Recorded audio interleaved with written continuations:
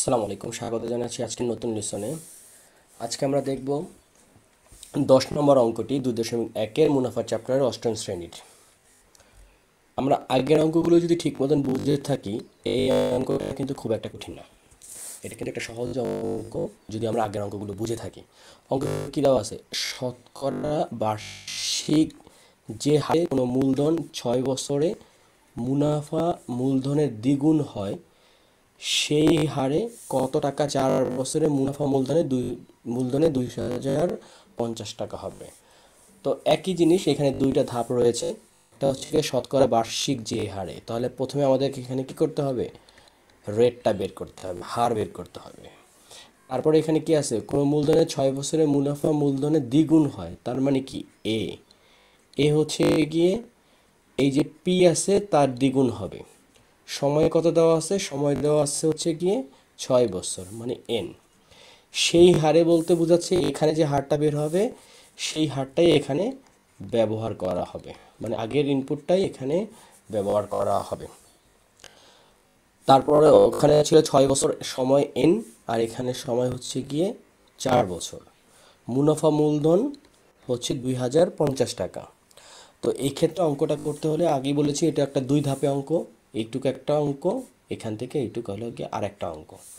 তাহলে চলো অঙ্কটি আমরা করি। অঙ্কটি যদি আমরা শুরু করি আর যদি এভাবে লিখে নিই, প্রথম ধাপ। তো প্রথম ধাপে এখানে আমরা যদি ধরে নিই যে হারে কোনো মূলধন, তো কোনো মূলধন তার মানে কি এখানে মূলধনের কোনো মান দেওয়া নেই। আমরা জানি কি মূলধন বা আসল সমান সমান হচ্ছে গিয়ে মূলধন বা আসল হচ্ছে গিয়ে কি পি। পি সমান সমান আমরা ধরে নিলাম ক ক টাকা। তারপরে কি আছে? তারপরে আছে সময়। সময় কত? সময় হচ্ছে এন। এন হচ্ছে 6 বছর। তারপরে কি আছে? তারপরে আছে হচ্ছে এখানে হার তো আমাদের বের করতে হবে। তো এখানে একটা শব্দ আছে, সেটা হচ্ছে গিয়ে 6 বছরে মুনাফা মূলধনের দ্বিগুণ হয়। তার মানে কি? যদি মূলধন ক হয়ে থাকে তাহলে মুনাফা মূলধন, এটা আমরা কি দ্বারা প্রকাশ করি? এ দ্বারা। এটা হচ্ছে কত? 2 গুণ টাকা। সেক্ষেত্রে যদি মুনাফা মূলধনের দ্বিগুণ হয় আর এখানে মূলধন যদি টাকা হয়, তাহলে এই ক্ষেত্রে আমরা মুনাফাটা কি লিখতে পারি? মুনাফা মুনাফা হচ্ছে গিয়ে আই। মুনাফা যদি আই হয় তো আমরা তো জানি এ ইকুয়ালস টু পি যোগ আই। তার মানে কি আমরা আই লিখতে পারি এ মাইনাস পি। এটা হচ্ছে গিয়ে এ মাইনাস পি। এ হচ্ছে কত? 2 ক, আর পি হচ্ছে শুধু ক। তার মানে কত? মুনাফা হচ্ছে অনলি টাকা। এখন আমাদের হার বের করতে হবে। তো আমরা কি জানি?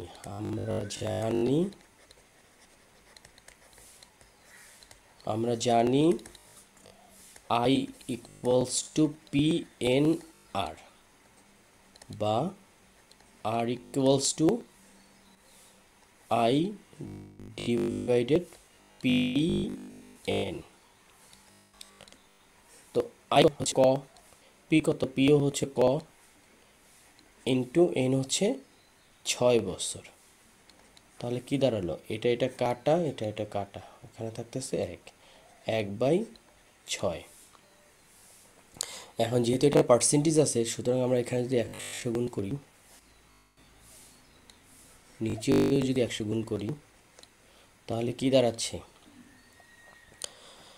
এখানে যদি আমরা 2 দ্বারা ভাগ করি তাহলে এখানে আসতেছে 3, আর এটা আসতেছে 50। তার মানে 50/3 পার্সেন্টেজ। এখানে যে শতকরা বার্ষিক যে হারে কোনো মূলধন 6 বছরে মুনাফা মূলধনের দ্বিগুণ হবে, এই যে শতকরা বার্ষিক যে হারে, এই শতকরাটা হচ্ছে গিয়ে 50/3। তো এখানে এটা আসতেছে কত, 50/3%। অঙ্কের যদি আমরা দ্বিতীয় ধাপে যাই, দ্বিতীয় ধাপ,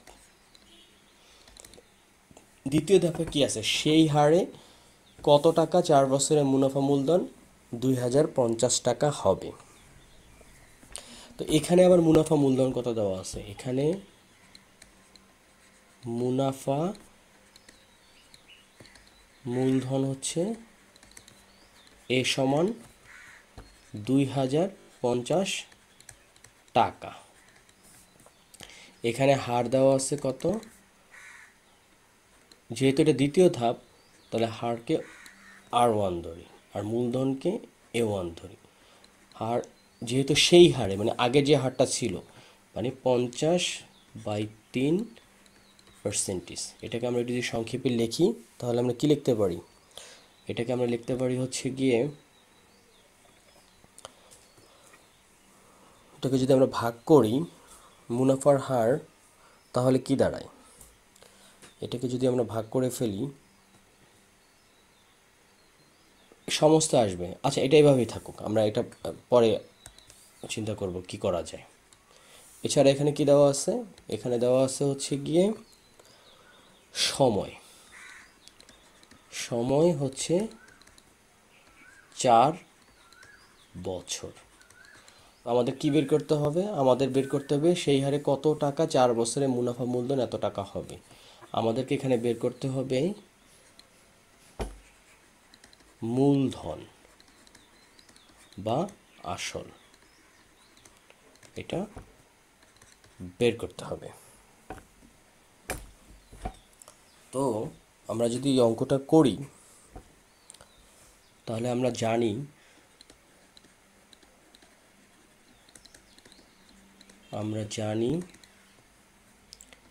A ইকুয়ালস টু পি যোগ আই। তো পি তো আমরা জানি ক, যোগ আই সমান সমান কত, আই সমান সমান আমরা জানি পি এন আর। তো এখানে তো পি হচ্ছে ক,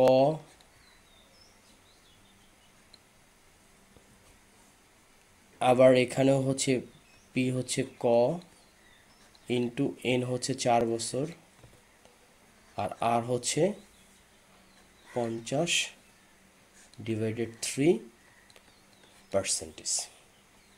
এখানে যদি আমরা ককে কমন নিই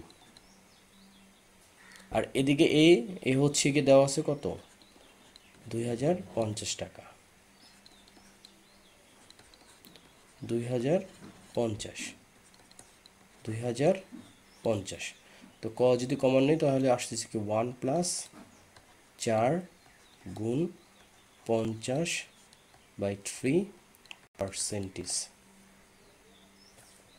তো 50কে যদি আমরা এখানে একটু সেপারেশন করি, 50/3%, তাহলে এটাকে কি লেখা যায়, 50 গুণ 1/100। তাহলে 50 × 50, 50 × 100, তার মানে এটাকে কি লেখা যায় 1/6। তো এখানে যদি আমরা লিখি ক 1 + 4 গুণ 1/6,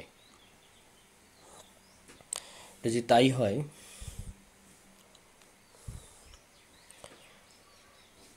তো এইটুক যদি আমরা ক্যালকুলেশন করি ফাইনালি আমাদের ক সমান সমান আসবে 1230 টাকা।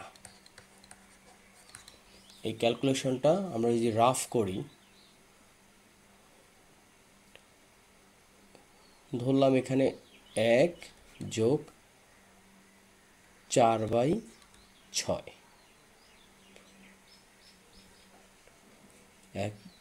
4/6, তাহলে আসতেছে 6 + 4, নিচে হচ্ছে 6, তার মানে 10/6। তো এটাকে যখন আমরা আর গুণ করব 2050কে দ্বারায়, এটাকে আবার কি লেখা যায়, এখানে 10 ক, নিচে হচ্ছে 6, আর এখানে আছে 2050। তার মানে কি ক সমান সমান 2050 গুণ 6 আর নিচে হচ্ছে 10। তো ওভারঅল ক্যালকুলেশন করলে আসতেছে 1230 টাকা। এই ধরনের ক্যালকুলেশনগুলো তোমরা রাফে করে নিবা, কারণ অযথা এটাতে সময় নষ্ট হবে। তো এই ধরনের ক্যালকুলেশন খুব একটা কঠিন কিছুই না, তোমরা বিভিন্নভাবে অঙ্কটা করতে পারবা। তো যাই হোক, এখানে মূলত দুইটা ধাপ রয়েছে। প্রথম ধাপে আমাদেরকে কত হারে এটা বের করতে হবে, যেটা বের হয়েছিল 50/3। এরপরে ধাপে আছে হচ্ছে আমাদের মূলধন দেওয়া আছে, মুনাফা মূলধন 2050 টাকা আছে। আমরা জানি হচ্ছে A = P+I, মানে হচ্ছে মুনাফা আসল সমান আসল যোগ মুনাফা। তো এখানে মুনাফা আসল হচ্ছে গিয়ে 2050 টাকা, পি হচ্ছে ক, যেটা আমরা আগে অঙ্ক দেখেছি, I = হচ্ছে আমরা জানি PNR, যেখানে পি হচ্ছে ক, এখানে পি ক, এন হচ্ছে 4 বছর, আর হচ্ছে গিয়ে যেটা আমরা আগের হারটা পেয়েছিলাম 50/3। তো এইভাবে ক্যালকুলেশন করে অঙ্কটি আসতেছে 1230 টাকা।